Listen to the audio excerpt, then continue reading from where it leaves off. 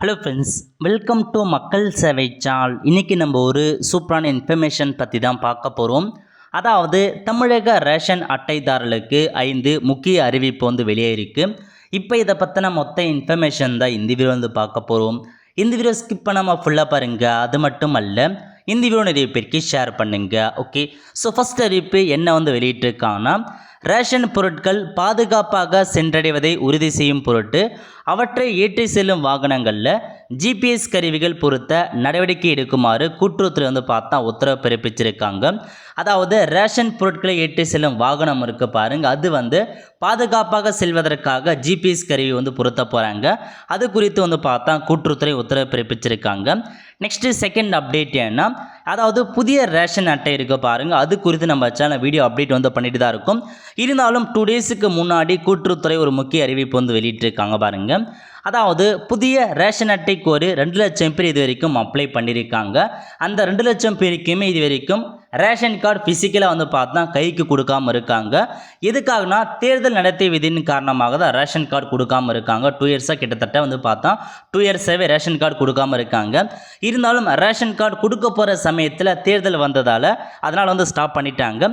இப்போ என்ன சொல்லியிருக்காங்கன்னா, இந்த எலெக்ஷன் ரிசல்ட் முடிஞ்சதுக்கப்புறம் உங்களுக்கான ரேஷன் கார்டு டிஸ்ட்ரிபியூட் பண்ணப்படும் அப்படின்றத தெளிவாக கொடுத்துருக்காங்க. ஆல்மோஸ்ட் பார்த்தீங்கன்னா ரேஷன் கார்டு பிரிண்ட் பண்ணுறதுக்கான ப்ராசஸ் பார்த்தா கம்ப்ளீட் ஆக போகுது. ஒன்ஸ் தேர்தலுக்கான ரிசல்ட் முடிஞ்சதுக்கப்புறம் அவங்களுக்கு வீடு தேடி ரேஷன் அட்டை கொடுக்க போன்றதை தெளிவாக கொடுத்துருக்காங்க. நிறைய பேர் பார்த்தீங்கன்னா ரேஷன் கார்டுக்காக வெயிட் பண்ணிட்டு இருக்காங்க. ஸோ தேர்தல் முடிஞ்சதுக்கப்புறம் உங்களுக்கான ரேஷன் கார்டு 100% கிடைக்க போகுது. ஓகே, அதுக்கடுத்து 3வது அறிவிப்பு என்னென்னா, ரேஷன் கடை ஊழியர் இருக்காங்க பாருங்க, அவங்களுக்கு ஒரு முக்கிய அறிவிப்பு கொடுத்துருக்காங்க. ரேஷன் கடைகளே உரிய நேரத்தில் திறக்காத பணியாளர்கள் மீது நடவடிக்கை எடுக்கப்படுன்ற மாரி கூட்டுத்துறை எச்சரிக்கை விடுத்திருக்காங்க. அதுக்கான டைமிங்கும் கொடுத்துருக்காங்க பாருங்க. அதாவது சென்னை மற்றும் புறநகரில் காலை 8:30 மணி முதல் பகல் 12:30 மணி வரைக்கும் கடை திறக்க சொல்லியிருக்காங்க. அதேமாரி பிற்பகலில் 3 மணி முதல் 7 மணி வரைக்கும் கடை திறக்க சொல்லியிருக்காங்க.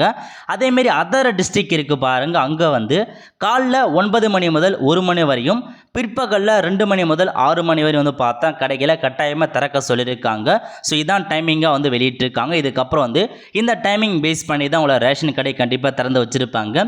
திறக்காத கடை ஊழியர் மீது நடவடிக்கை எடுக்கப்பட்டதை சொல்லியிருக்காங்க. ஓகே, அதுக்கடுத்து 4வது அறிவிப்பு என்னென்னா, ரேஷன் கடைகளில் பாமாயில் மற்றும் தூரம் பருப்பு பார்த்தா பல்வேறு ரேஷன் கடைகளில் கிடைக்காம இருந்தால் குற்றச்சாட்டு எழுந்திருக்கு. இதுக்கு தமிழக அரசு பதிலளிச்சிருக்காங்க பாருங்கள்.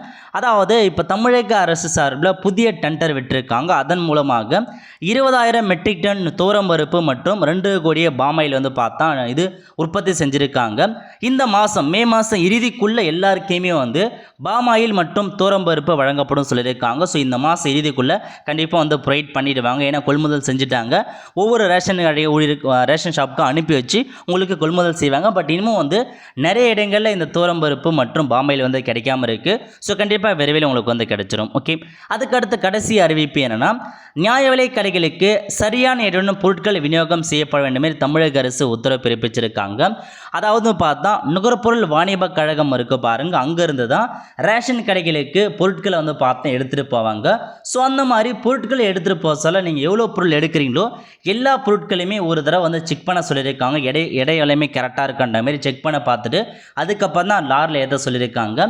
அதேமாரி திரும்ப நீங்கள் ரேஷன் கடைக்கு அந்த பொருட்களை இறக்கும் போதும் அந்த சம்மந்தப்பட்ட ரேஷன் ஊழியர் எல்லா பொருட்களையுமே எடை கரெக்டாக இருக்கான மாதிரி செக் பண்ண சொல்லி சைன் பண்ண சொல்லியிருக்காங்க.